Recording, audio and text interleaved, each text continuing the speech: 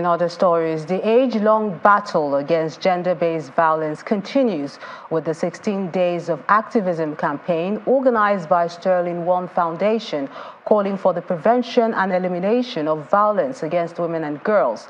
The campaign kicked off today, November the 25th, being the International Day for the Elimination of Violence Against Women, and runs till December the 10th, Human Rights Day.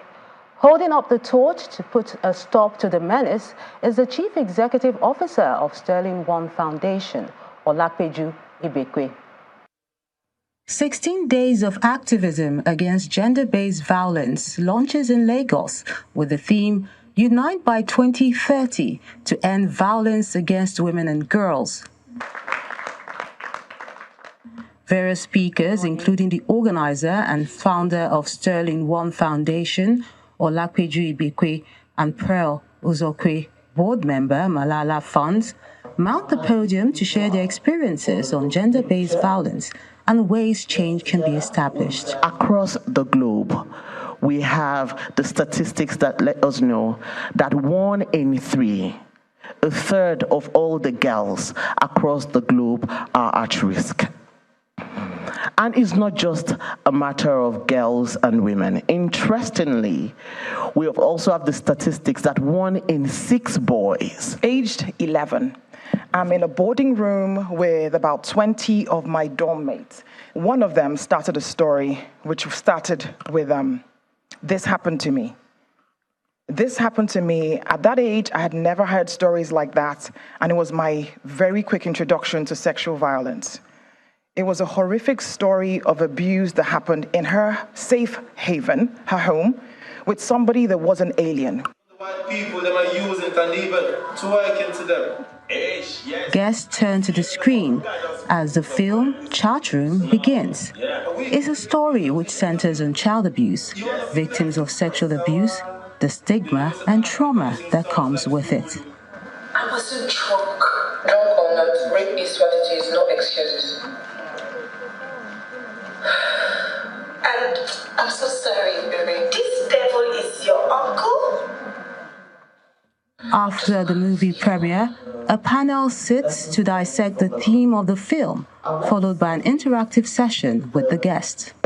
Men are the ones that actually abuse women, and I'm asking myself, in their spheres of influence, how many of these men that are speaking here are actually speaking out in their close circle about this issue? So for me, it's important that men begin to engage their friends. When it comes to issues of, those who are trafficked and who are, in terms of having all those gender-based violence, for instance, even a girl that is being used as a house girl or character assessed on domestic and sexual violence in their places of work or thereabout. And as you can see from the movie, there's a stigma attached to even the vocalization of domestic violence against the male members of society. Sitting in the audience is Ibrahim Shakirat, a fashion designer and survivor of gender-based violence. After seeing the movie and following the panel discussion, she cries for help. Is there really no help for me as a mother? As a girl child? I was deserted. I was left alone. Is there really no help? Please, is there really no help as a mother? There is help.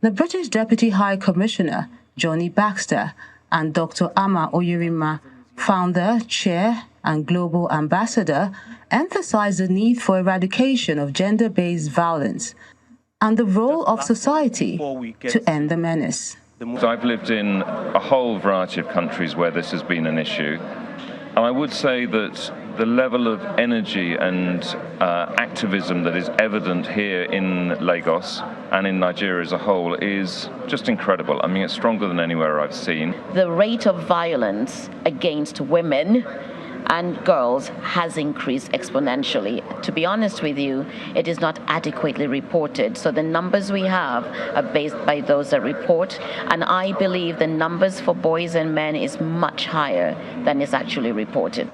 As participants depart the venue, the consensus is that there is still work to be done in tackling the challenge of gender-based violence.